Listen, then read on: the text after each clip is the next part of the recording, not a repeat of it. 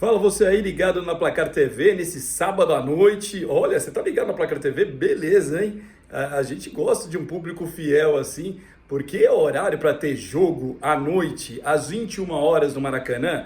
Que absurdo, né? Pelo amor de Deus, eu gosto de rodada de sábado, mas jogo às 21 horas do Campeonato Brasileiro no Maracanã. Olha, eu vou te falar, jogo duro, hein?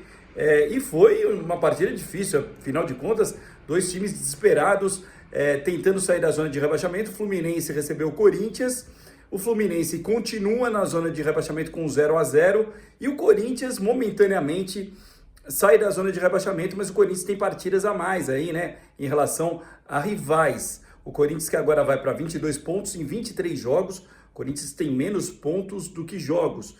E o Fluminense estacionou com 21 pontos e tem 22 jogos. O Fluminense também numa campanha muito sofrível. O Corinthians que tinha a chance aí, de repente, né, de dar uma aliviada, porque a situação do Corinthians, a sequência de jogos do Corinthians é pesadíssima. Por exemplo, tem um Fortaleza, que é o atual líder, né, pelo menos na noite deste sábado, foi para a liderança do Campeonato Brasileiro. E o próximo jogo do Corinthians é justamente na casa do Fortaleza, lá na capital cearense. Então é uma parada dificílima. O Corinthians que entrou jogando no 3-5-2, né, com três zagueiros, jogou o Félix Torres, o Kaká e o André Ramalho. Dessa vez o Gustavo Henrique não jogou. Os dois alas, o Mateuzinho e também o Bidu. Depois, no segundo tempo, ele acabou mexendo na equipe, né? O Ramon Dias fez algumas alterações que pouca gente entendeu, inclusive. Ele sacou o Thales Magno no intervalo, e o Thales Magno não estava fazendo uma má partida, talvez pensando na condição física do Thales Magno. Ele acabou colocando o Giovani e também sacou o Garro, né? Uma substituição meio estranha também, porque o Garro é um dos principais jogadores da onde sai a criatividade da equipe do Corinthians. O Garro que é o principal jogador de articulação dessa equipe do Corinthians. Então, quando você perde um jogador como o Garro, obviamente que o time, a tendência do time é cair de rendimento. E o Corinthians acabou criando algumas oportunidades no primeiro tempo, foi melhor do que o Fluminense no primeiro tempo. O Fluminense, com a entrada do Keno no segundo tempo, saiu esquerdinha e o Alexander foi recuado, né, para a lateral esquerda, foi deslocado para a lateral esquerda e o Keno entrou e melhorou a qualidade da equipe do Fluminense, né? O Fluminense que também jogou bem desfalcado, né? Bem desfacelado a equipe do Fluminense, com muitos problemas.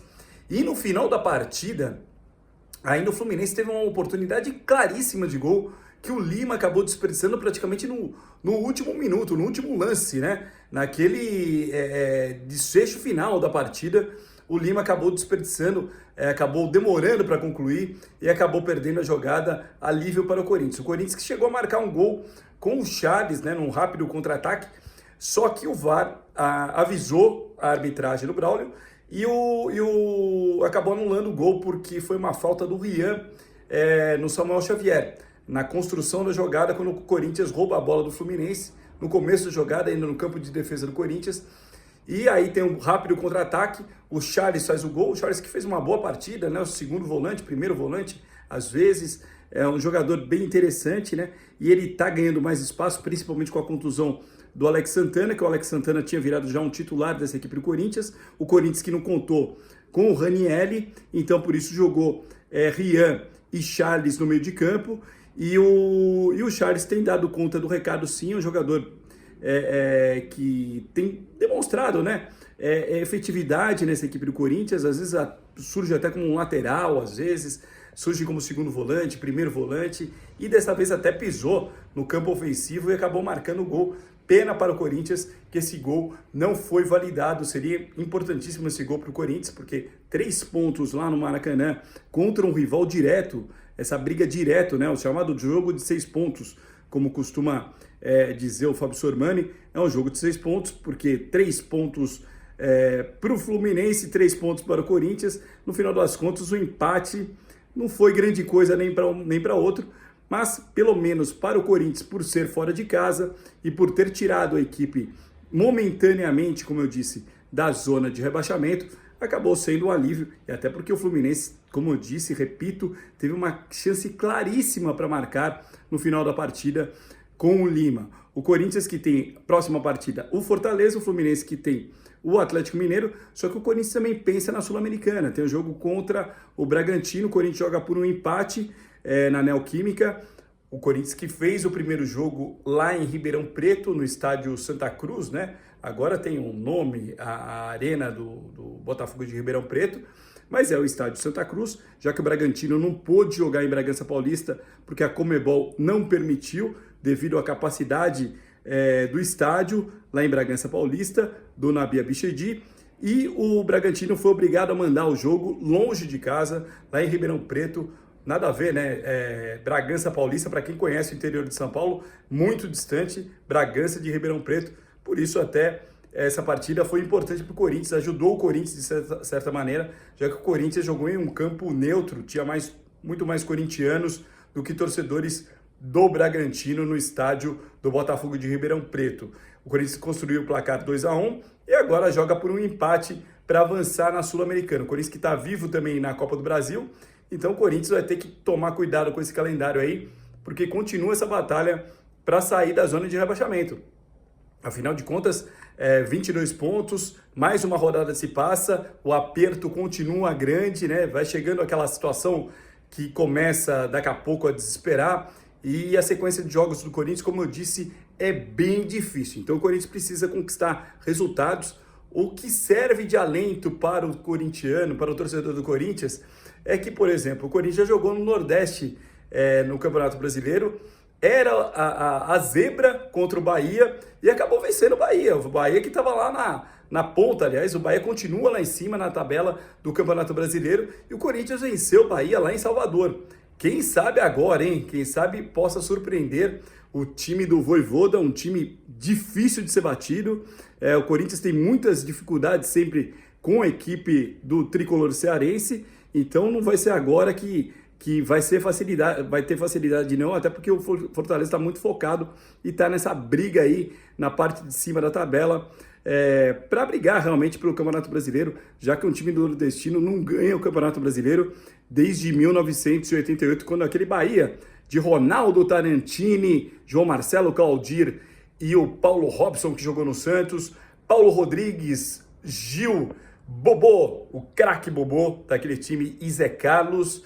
Aí o ataque formado pelo Charles e o Marquinhos, tinha também o Osmar, tinha o Dico Maradona, enfim, grandes jogadores daquele time do Bahia, dirigido pelo Evaristo de Macedo, que conquistou o Campeonato Brasileiro em 1988. Também teve o Sport, né, na polêmica Copa União, em 1987, aquele time que tinha o Flávio, o Betão, o Marco Antônio, o Estevão, o João Pedro, o Rogério, o Ribamar, o Zico do Sport, hein? Todo mundo fala que um campeão da Copa União de 87 tinha o Zico camisa 10 e era rubro-negro, né? Aí serve tanto para o Sport como para a equipe do Flamengo também. O Robertinho, o Nando e o Neco, aquele time que foi dirigido boa parte da competição pelo Emerson Leão e na reta final foi dirigido pelo Jair Pisserni, né? O Sport que foi campeão em 87. Será que Fortaleza, que é o próximo adversário do Corinthians, vai conquistar esse título brasileiro agora, né, sendo uma surpresa aí do Campeonato Brasileiro? O que você acha? Deixe seu comentário aqui. Você aposta no Fortaleza ou você aposta realmente numa zebra? De repente o Corinthians possa conquistar uma vitória e surpreender todo mundo lá na capital cearense, hein? Bom, o Corinthians que teve esse jogo contra o Fluminense, e o jogo foi chamado de jogo clássico Silvio Santos, né? O Silvio Santos que partiu, né, neste sábado, aos 93 anos, grande comunicador, importantíssimo nome da TV brasileira, sem dúvida nenhuma, o maior apresentador da história da TV brasileira em todos os tempos. Vai ser muito difícil, né? O lugar do Silvio Santos vai ficar vago eternamente, porque não tem como substituir o Silvio Santos. Então o Silvio Santos, gostando ou não do estilo do Silvio Santos, mas é um nome marcante, e aí ele ganhou essa homenagem, que foi o clássico Fluminense e Corinthians, porque reza a lenda que são os dois times de coração do Silvio Santos, né? O Silvio Santos gostava muito lá no Rio de Janeiro, na infância, do Fluminense, e depois fez até marchinha para o Corinthians, né? Foi bem legal aquelas marchinhas do Silvio Santos para o Corinthians. O Silvio Santos se encantou, né? Acho que nos tempos de Vila Guilherme, nos tempos de TVS, que era antes do SBT, né? Ele deve ter gostado muito do Corinthians, né? Já que era um reduto enorme da torcida do Corinthians, ali a Vila Guilherme, a Vila Maria, na zona norte de São Paulo, e ele deve ter tido esse carinho especial pelo Corinthians, né? Adquirido esse carinho especial pelo Corinthians justamente nessa época, né? Ele bastante jovem, e a torcida do Corinthians que também é uma apaixonada pelo Silvio Santos, com certeza. Tá bom? Deixe seu comentário aqui na Placar TV, deixe a sua sugestão, é sempre importante pra gente, sempre importante para o canal, para que o canal continue crescendo, tá? E se você quiser xingar, desde que seja com educação, xingar com educação é boa, hein? Se você quiser deixar a sua sugestão, a sua crítica, deixa aqui com a gente também, que a gente é democrático, né? E a gente vai aceitar e vai entender da melhor maneira possível, logicamente, que se tiver de um certo nível, né? Vamos tomar cuidado também para não avacalhar muito. Mas enfim, deixe a sua sugestão aqui pra gente na Placar TV, a Placar TV que tem Opinião Placar, que tem o Dividida, um programa que é demais, todas as segundas-feiras.